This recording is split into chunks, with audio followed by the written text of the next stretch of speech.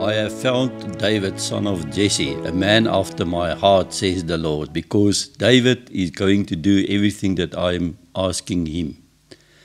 And that is what we want to proceed today with the prophetic word.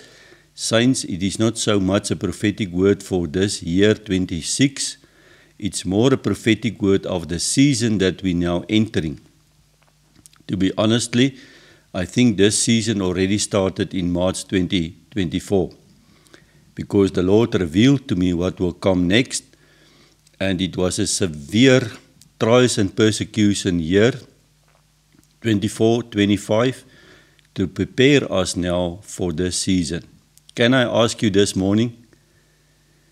God is searching for people according to His own heart, because He is now looking for people that will do what He will ask us to do. Are you one of them? Can I ask you again? Are you the person God is maybe looking for, that you will do whatever He is asking you to do? Or are you saying yes, but you never come to pass? And that is what I want to share with you today. The son of Jesse, David, who was the shepherd boy. He was busy looking after the sheep in the field. While he was busy looking at the sheep in the field, Samuel came to anoint the next king. He went through all the 7 sons of Jesse, looking at the outward appearance. God said, Samuel, don't look at the outward appearance. I'm looking for the heart, just as Paul revealed to us in Acts, according to my own heart, a person who will do my will, says the Lord. It's amazing, saints. Yeah, Jesse said, the small one, the no one, he is there in the field. The young one, we're still winning him. Samuel said, we're not going anywhere, go and call David. And so, saints, I am sensing that that is one of the surprises that we will find while you are in the field and the Messiah is preparing you. He is looking in your heart. He is preparing your heart for this assignment, because God knows that you will do exactly what He will ask you to do. You will still look after the sheep and play your harp and sing songs. Then suddenly, God will move you into the next season. And that is 26, saints. I am convinced this is the season that we're now moving in, because this is the grand finale to bring in the end time harvest in Jesus' name. As usual, I want to share some scriptures with you. And I want to bring this in context. The first one that Samuel anointed was Saul. Remember, Saul was the choice of the people. In here is a mystery that I want to share with you today. Just listen to the word of the Lord when Samuel came to Saul to anoint him as the king. 1 Samuel 10:9, I'm reading from the Message Bible. Saul turned and left Samuel. At that very moment, God transformed him, Saul, made him a new person, and all of the confirming signs took place that very same day. In the Old Testament, the saints did not receive yet the outpouring of the Holy Spirit. The Holy Spirit only came upon certain people. We are very lucky as New Testament believers to receive the outpouring of the Holy Spirit. The Holy Spirit is now within each and every one, and God said, I will never, ever take my Spirit from you. David prayed in Psalm 51 after he sinned with Bathsheba, please, Lord, don't take away your Spirit. We don't pray like that, because the Spirit of the Lord always draws us unto salvation. It is the grace and mercy of God. It's a total new dispensation. I don't want to go now to that rabbit trail. Let's keep on reading here, because the next text that I want to show you is how that spirit now departed from Saul after he sinned. He said no to God. God said, I found the son of Jesse, David, a man according to my heart. He will do exactly what I ask him to do. But Saul said no because he was the choice of the people. Listen what he's saying here. 1 Samuel 15 now. Then Samuel said, do you think all God wants are sacrifices?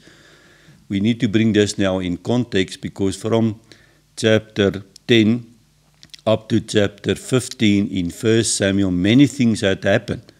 Saul disobeyed the commandments of the Lord. So when Samuel came to Saul, he was asking me, why did you save this king, the foreign king that God said, get rid of them? And first Saul lied about it until Samuel confronted him. And at that moment, Saul was busy sacrificing to God for the victory. And now Samuel is saying, do you think all God wants are sacrifices? I want to ask the listener that are captive in this spirit of religion, thinking sacrifices is all. Do you think God wants our sacrifices, empty rituals, just for the show? We can easily fall into our religion ritual, saints. When you do every day the same thing, it becomes a ritual. It's a religion spirit. He wants you to listen to him. It's so amazing. You know, when I am releasing the word of the Lord and the Holy Spirit is speaking to me while I am reading. In the context of Acts, I found the son of Jesse, David, who will listen to me.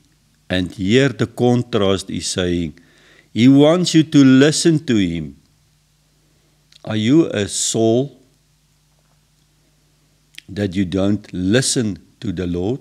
Or are you David that will obey?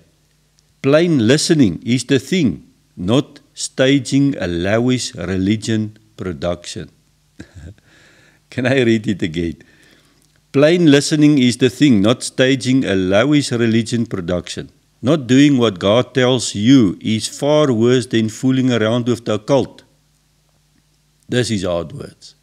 I'm reading 1 Samuel 15, 22, 23 in the Message. Not doing what God tells you is far worse than fooling around with the occult. It is worse than the occult. When I start telling you about the occult, your hair will rise, but you disobey the Lord. Getting self-important around God is far worse than making deals with your dead ancestors.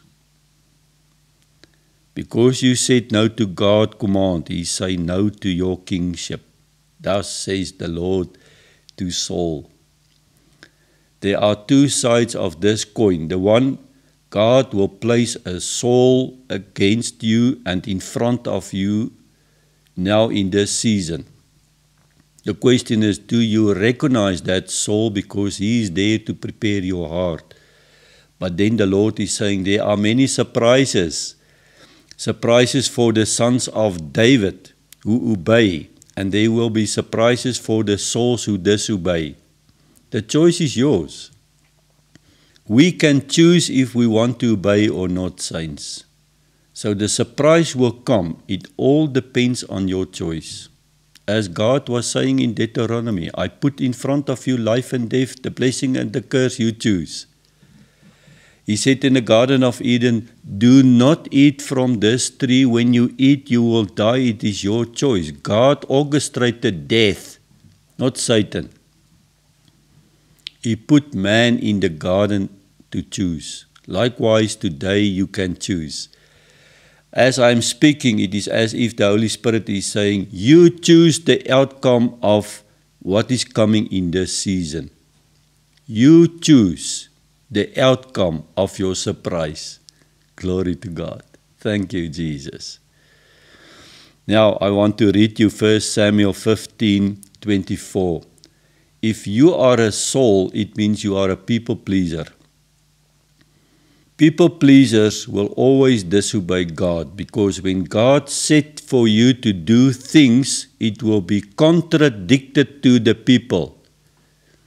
That's why many people come against the word of the Lord, because they are not meditating as the minister or the preacher or the pastor is meditating, if you are a true man of God, and you meditating day and night on the word of the Lord, you will know that you will know, and God will confirm it through people. And when people are speaking to you, and it is not a confirming Rhema word, ignore it.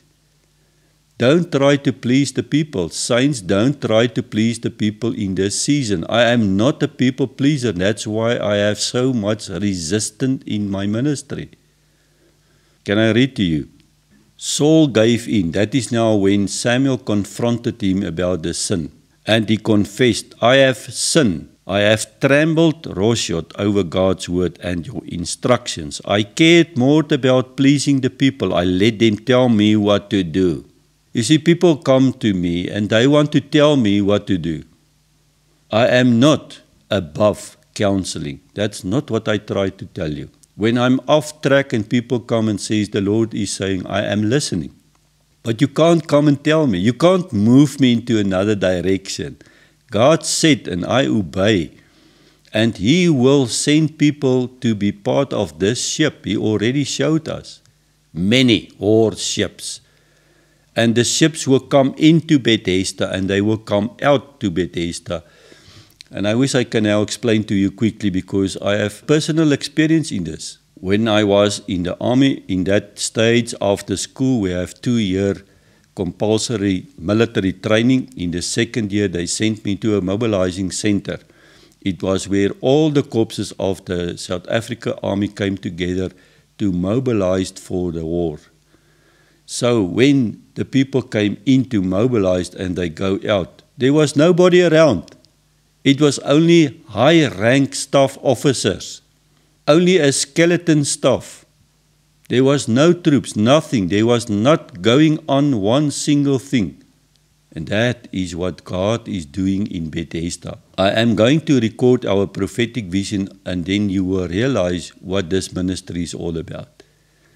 So we cannot have people pleasers around telling us what to do. Oh, absolve me of my sin, Saul is now saying. Take my hand and lead me to the altar so I can worship God. He confessed before Samuel and Samuel said, do you know what, Saul? It's too late. Samuel refuses to go with Saul to worship and he left. I am hesitating to tell the listener, don't reach the point where it is too late, when God will give us over to a reprobated mind. Romans 1, go and read it for yourself. God said, I am working a work and bring the truth to you, but you resisted so much that now I give you over. You want to believe the lie, believe the lie. So here Samuel is now coming and into the house of Jesse. And he was now looking for the next king to appoint and anoint. And the Lord is saying, when he said, this is the firstborn, is almost like the same statue of Saul.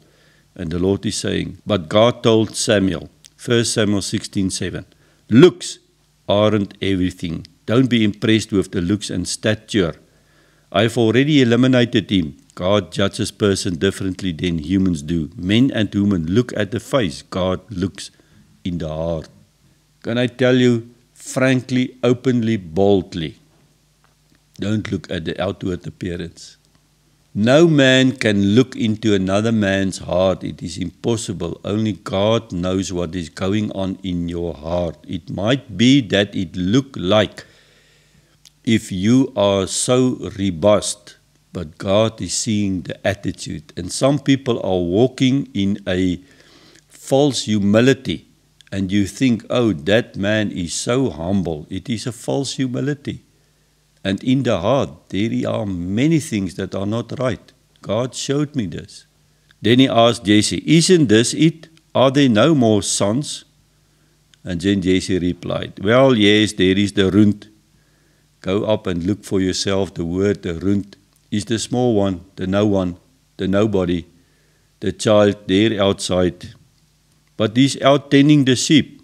Samuel ordered Jesse, go and get him. We are not moving from this spot until he is here. 1 Samuel 16:11. Now verse 13. Samuel took his flask of oil when David arrived there. He anointed him with his brothers standing around watching. I wonder what went on that day. When Samuel looked through all the 7 sons and he came to the end and he said, no, God said, none of you will be the king. Aren't there another one? Yeah, that small brother there, no one. And when he came, Samuel anointed him and appointed him as the king. I wonder what the older brothers had thought in their hearts. The Spirit of God entered David like a rush of wind.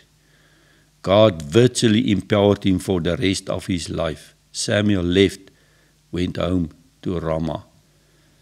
At that very moment, look at the contrast. The rushing wind entered into David just like the upper room when the Holy Spirit was outpoured over 120 men, as Joel prophesied in the Old Testament. That rushing wind, the tongues of fire came upon them, and with boldness they came out and said, what we have is Christ Jesus. Take up your bed and go home. That spirit came upon David, and David's life was changed forever. I pray, I prophesied, I sent that same Holy Ghost over the listener today, that it will enter you as a rush of wind to empower you for the work that is lying ahead in this season. That is the surprise. Look at the surprise. At the very same time, verse 14, at that very moment, the Spirit of God left Saul. It's for me confirmation, saints. Surprises are coming for the righteous and the unrighteous. At the same time, when boldness entered those who were obey, that same time something will left those who disobey God. And in its place, a black mood sent by God settled on him. He was terrified. From that day on, he walked in depression. Because at that moment when Saul received that moodiness of him, God was appointing and anointing David. And at that moment, the people were speaking to Saul in the palace and said, we think we need to get somebody who can play music to the king in your bad moods, so the spirit can leave in praise and worship. Those spirits can leave. Listen here. We read now in verse 15 and 16. Saul's advisors said, this awful tormenting depression from God is making your life miserable. O Master, let us help. Let us look for someone who can play the harp. When the black mood from God moves in, he'll play his music and you will feel better. Saul told his servants, go ahead, find me someone who can play well and bring him to me. One of the young men spoke up, I know someone. I have seen him myself, the son of Jesse of Bethlehem. It's amazing. While the Lord anointed David, David was not even aware of the fact that Samuel was looking for him in the field of the sheep. While the anointing came upon David, the Lord was already busy in the palace, asking for the son of Jesse, David, to come and play the harp. He was moving him from the sheep to the anointing in the office to the palace. Glory to God. When you start learning the ways of the Lord, you will realize how He works. God always appoint you, anoint you, put you in the office. You are not yet qualified.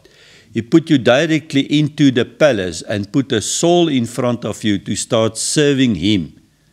I'm a little bit ahead of myself, but I want to make this point very clearly.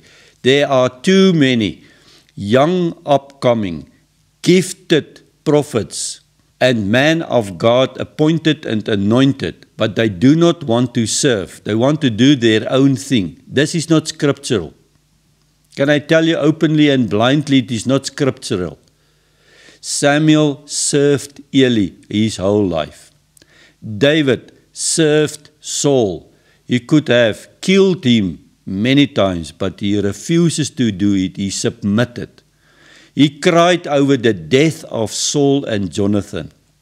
I am busy showing you the heart of David. I'm speaking to myself. The Lord is busy raising us up with the hearts of David. A David anointing will come over us when we obey, and the Lord find you with his heart.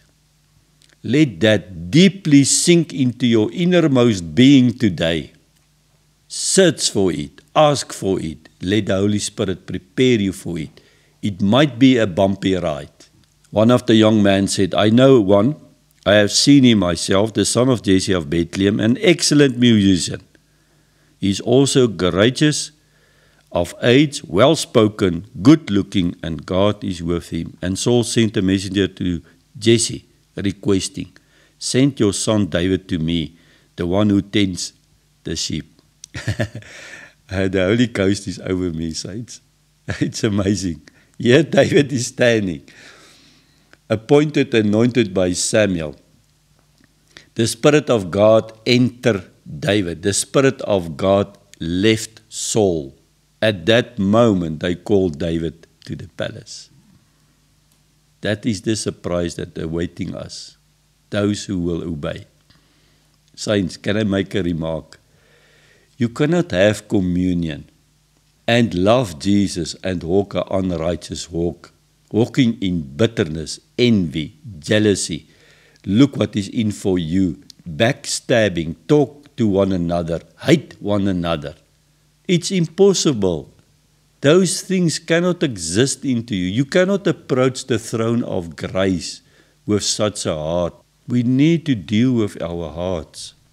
What if the place where you serving wants to kill you?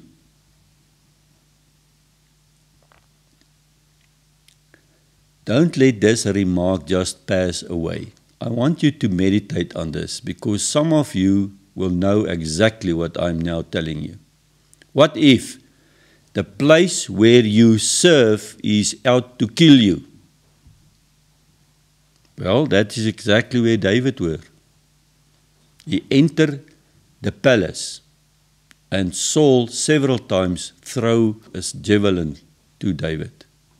Several times. David had to flee for his life until Saul died. But he served the king many times. First one at the cave, he came to Saul and he could have killed him. Even his soldiers told him, now is the time, man, you are the new king, kill the Saul. Even if you feel to kill this person that you served in, you need to serve. Don't you dare touch the anointed of God. God will deal with him. There is a Saul in your life for a reason. Maybe because of the time, I'm not going to read everything, but we jump now to 1 Samuel 24. There was a cave there, and Saul went into to relieve himself. Can you believe this? This is the day God was talking about when he said, I will put your enemy in your hands. You can do whatever you want with him. Quiet as a cat, David crept up and cut off the piece of Saul's robe. And immediately David felt guilty. He said to his man, God forbid that I should. I have done this to my master. God anointed that I should so much as raise the finger against him. He is God's anointed. David held his men in check with these words and wouldn't let them pounce on Saul. Saul got up, left the cave, went out down the road. You know the story. David came out and he showed Saul that he could have killed him. A second time, Saul was asleep in his camp, 1 Samuel 26. And he went into the camp with his general. They took the spear next to Saul's head and the water can of his general, going out of the camp, and then they shout to Saul, see what I have here. David now shout to Saul, the king's spear. Let one of your servants come and get it. It's God's business to decide what to do with each of us regarding to what's right and what and who is loyal. I want to hand this over in this season. Let God make a decision if you or me or other person is loyal or not. Let God be the judge. I rest assured because the best news that I can tell you is when Gamaliel is speaking to the people in the New Testament, he said, if this move is coming from God, you will not stop it. If this move is not from God, don't worry, man, it will just vapor like smoke in the air. If what a person is doing coming from God, not you or any angel or demon will stop it in Jesus' name. Rest assured, if it is not from God, it will just disappear. So even me is resting in that word. I am telling the Lord, Lord, if this is what you ask me to do is coming from you, you need to do it. I'm just the vessel. Abishai was the general, and David said to him, don't you dare hurt him. Who could lay a hand on God's anointed and even think of getting away with it? If you try to lay your hands, whatever you want to do, if you plot something behind an anointed one, don't think you will get away. There are so many lessons to learn in David's life. I want to share from the book of 1 Samuel chapter 30, a next one. Here David came now back from war. Actually, it was one of the pagan kings that said, who is this man David that wants to join us now? Send him home, he's just going to turn his back around to us. They are approaching Saul, and David said, I will come and fight with you. And he said, no, send him back. When they got home, another king raided the camp, and he took all the people, the women, the cattle, everything. They stole it. This is what is so amazing with David, because every time he wants to proceed, he first consults with God. He said, God, must we proceed or not? God said, proceed, I give them over to you. So David went in, and a few men, I think it was around about 300 men, they got very tired, and they stayed next to the river, and another group of people with David went over the Jordan River. They took back and they brought back every single woman and animal.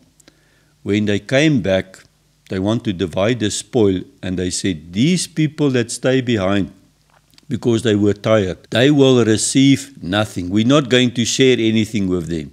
That's typical our human race. Look at the heart of David. Families, don't do this sort of things. Saints, when you are immersed into the water, we are baptized, emerging into a new family of Christ Jesus. Families do not do these things to one another. We don't backstab, we don't talk to one another, we don't reject you, we accommodate you, saints, even when you went astray. Isn't that where family is coming in to help us to get on the road again? The churches aren't doing this. They want to put you under constraints and want to move you out of the house. Now you get your house in order, then you can come back. That was not the heart of Jesse's son David. Look what he was saying. Oh no, my brother, said David, as he broke up the argument. You can't act this way with what God gave us. God kept us safe. He handed over the raiders who attacked us. Who would ever listen to this kind of talk? The share of the one who stays with the gear is the share of the one who fights. Equal shares. You know, many times I release this. Even those who support this ministry will find equal share when God is returning. Isn't that amazing? Even the people now serving around this area, cleaning it, he will receive the same reward in what we will receive. Glory to God. You need to start praying to go and serve at a place where there is a huge reward. I'm not pointing to me or Bereshith. Ask the Lord where you need to go to serve to find that same reward. What a privilege it would be to go to an international minister and to serve to him because you will receive the same reward. Don't neglect when the Lord is sending you to Bereshith to come and serve. You will receive the same reward.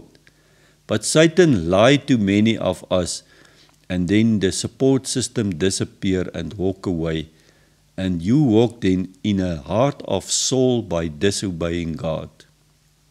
Let us proceed. Share and share alike. From that day on, David made this rule in Israel, and it still is. 1 Samuel 30, 23 to 25, Message Bible. Since that day, God made the rule. You will share in the anointing. You will share in the reward. As a result of what David did in his life, look what is now happening, and I release this as a prophetic word in 2026. 2 Samuel 5:3. All the leaders of Israel met with King David at Hebron, and the king made a treaty with them in the presence of God, and so the anointed David king over Israel. David first became the king of Judah, the southern tribe, but the 10 tribes in the northern were Israel, and they were not submitting to David, they were submitted to Saul. When Saul died, they came back and said, we know, son of Jesse, David, you are actually the king. We want to serve you. Let's make a treaty. So God is going to expand those who obey territory. He will expand the tent pence. In Jesus' name, receive it when you obey. There is a surprise coming to us. The expansion of your kingdom. That is exactly confirmation what the Lord is saying, Elazar. There are much territory for you to still take. There is an expansion coming, even if you don't see it yet. To explain the next example of David's heart, you need to make sure you understand the fact that when a person became a king from outside the lineage of a king, they would kill the kingdom. That's why Saul and Jonathan were so afraid. That's why Jonathan made treaty with David, because he said, David, when you become the king, I will be second in command. He made a soul tie with David because he feared his life. That was exactly the words of Saul spoken to his son Jonathan. Son, your kingdom is at stake with this David. That's why you want to kill him. The people sang a song. Saul is killing the thousands, but David the 10,000s. Saul knew the saints. And so David was supposed to wipe out the whole kingdom's house for him to become king, but he did not. Just look to the words of 2 Samuel 9, when Jonathan died, what Saul did. The king asked, is there anyone left from the family of Saul to whom I can show godly kindness? Ziba told the king, yes, there is Jonathan's son, the lame in both feet. Remember, the son of Jonathan, supposed to be killed by the new king, he was running for his life, and here David came and said, aren't there anyone left that I can do good? Saints, I wish that we can find this in the body of Christ in 2026 by asking, aren't there anyone that I can do good? Is it possible for us to do that? Can we ask one another, is there anything that I can come and do good for you? We become so critical, so negative, so judgmental, that there is no place for love anymore. This was not the heart of David. Don't be frightened, said David. I like to do something special for you in memory of your father Jonathan. To begin with, I am returning to you all the properties of your grandfather Saul. People want to steal property these days. They don't want to return it out of their free will. Furthermore, from now on you will take all your meals at my table. Come, sit with me. I will look after you. I just wish, saints, that the penny will drop to me and to you listening today. Is there anyone who can invite us to come and sit and join meal, physical, spiritual, even when it is your enemy? I'm almost done, and I want to tell you now this example of Absalom. Absalom was the son of David, and he then went into the gates. He was sitting there, stealing the heart of the people, telling the people that David cannot judge, I will do a better job. So the people was turning away from David and they follow Absalom. You know the story. I am warning the listener. This is the spirit of Jezebel. One of the tentacles of Jezebel is the spirit of Absalom.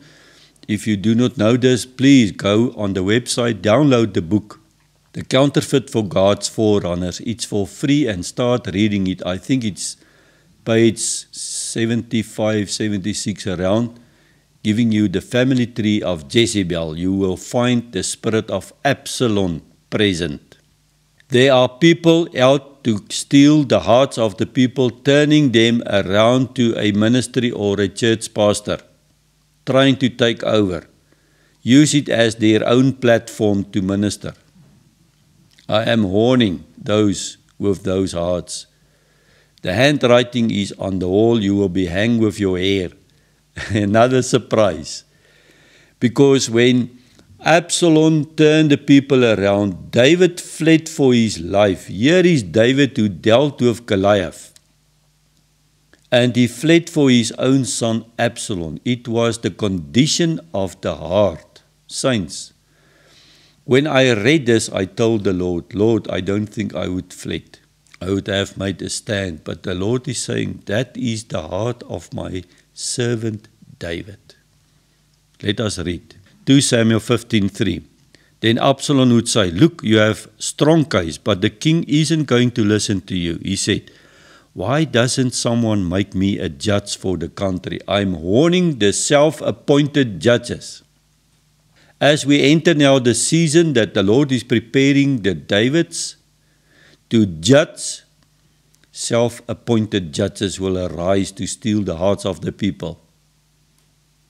Thus says the Spirit of the Lord to me now.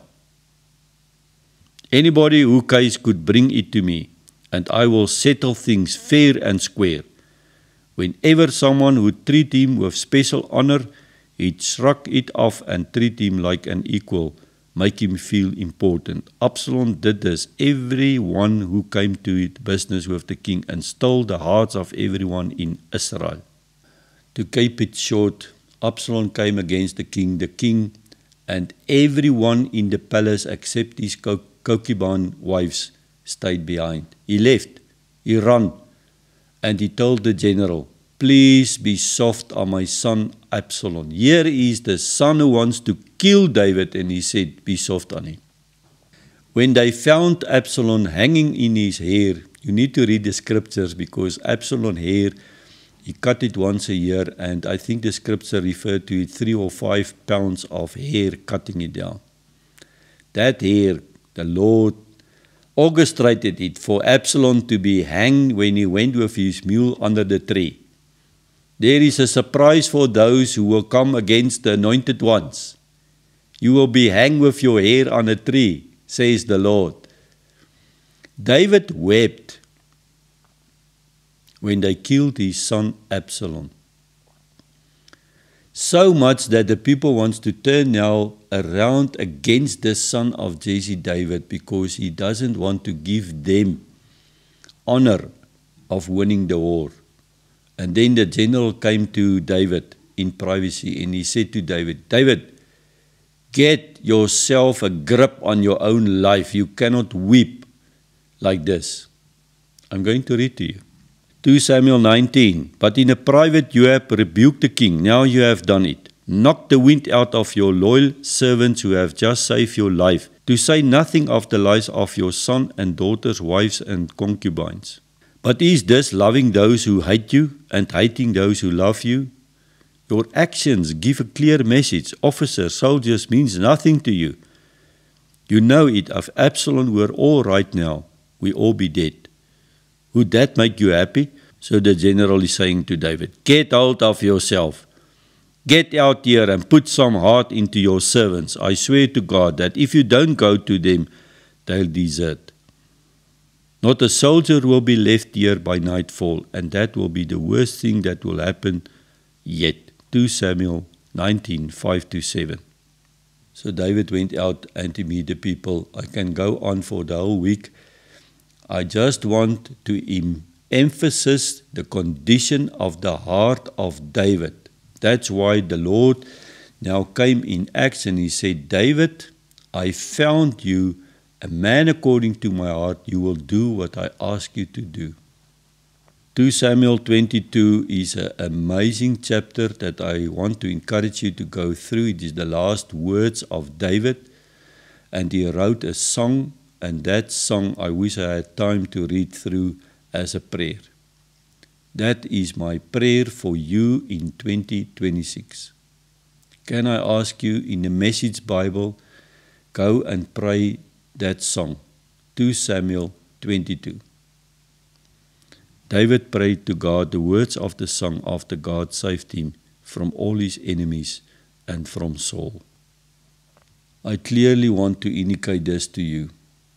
Because of the obedience of David, he dealt with his enemies, and that is what God raised us up now as judges to deal with the enemies of the nations, because he wants to save the nations. He wants to appoint us to bring blessings now over the earth.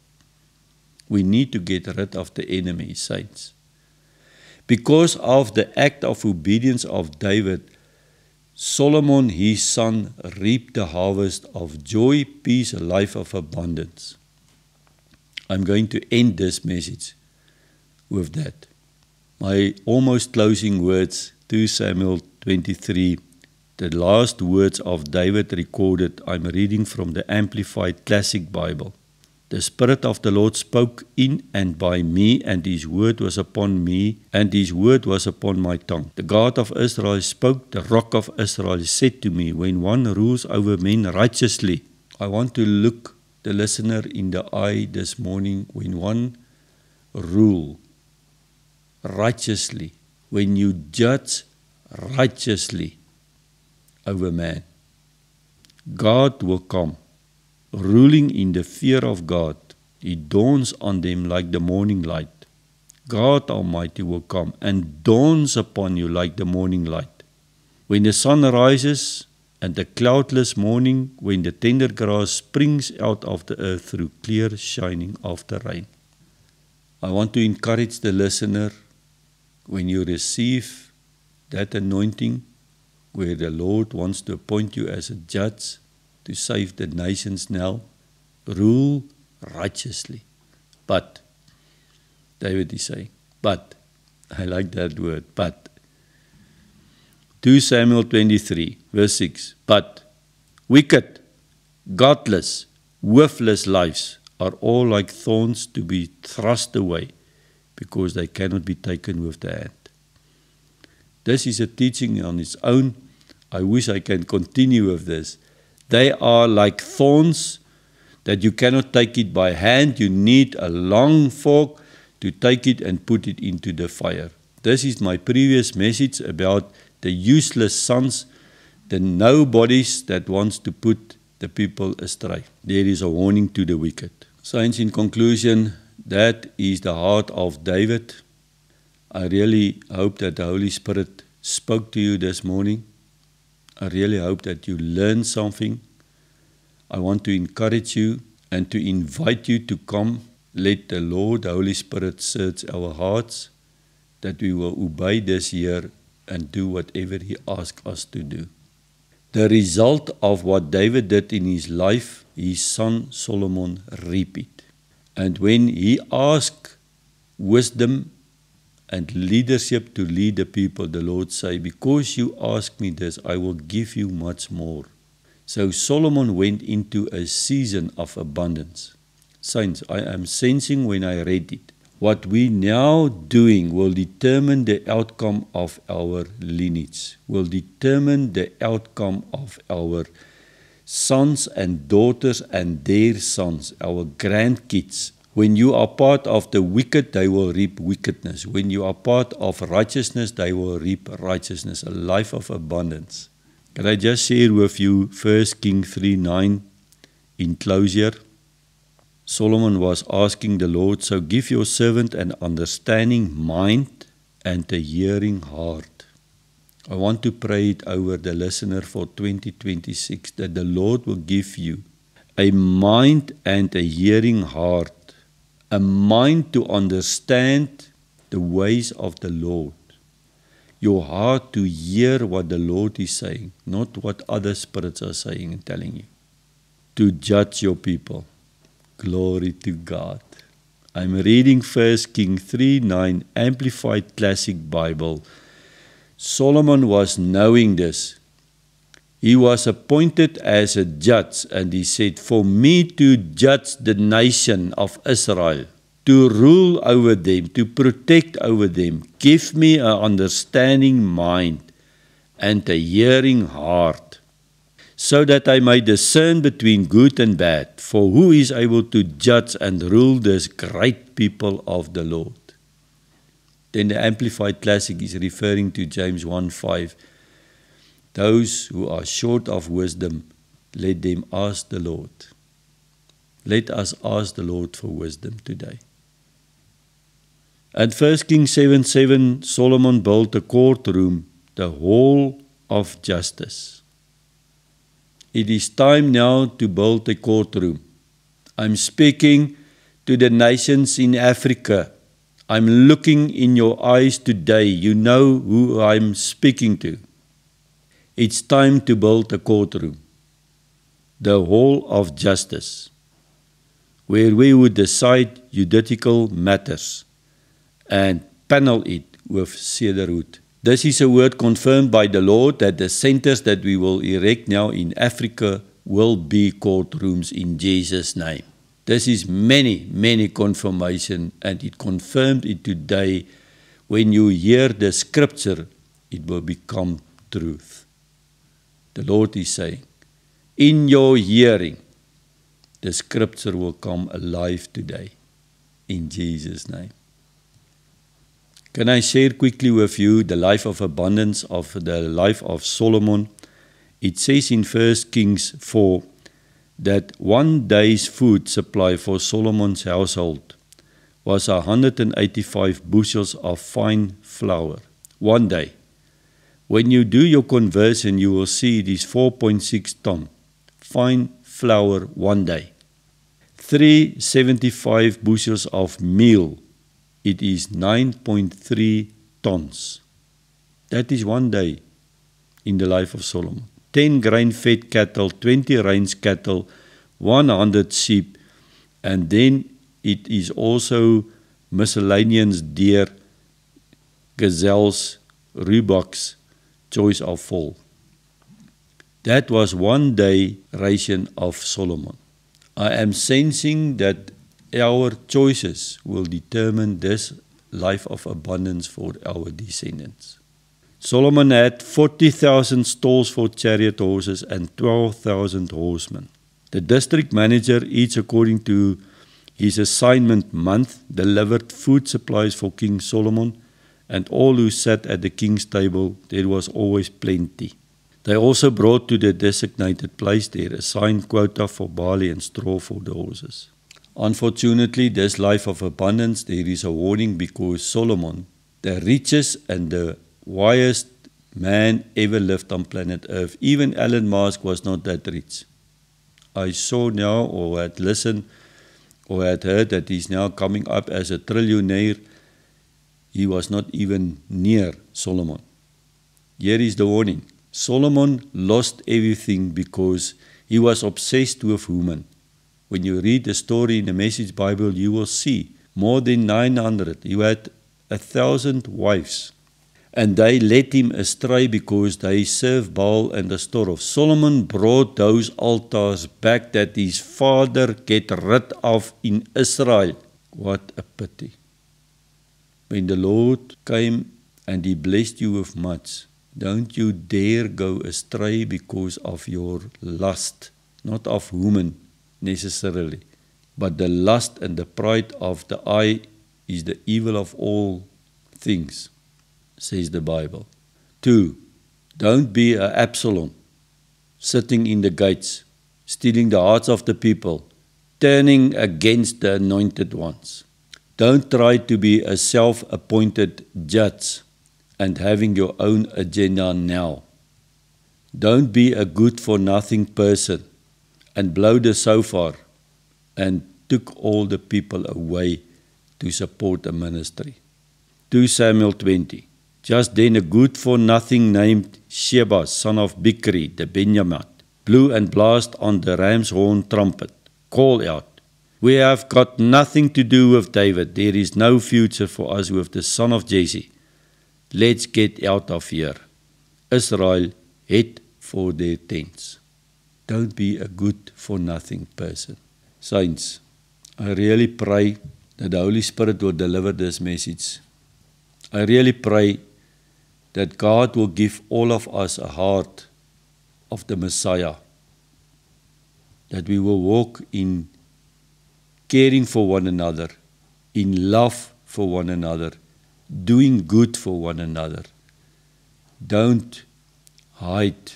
Don't try to kill, steal, and destroy. Don't try to obey the voice of the darkness. Let us be sons and daughters of the light. In the name of Jesus, I bless you.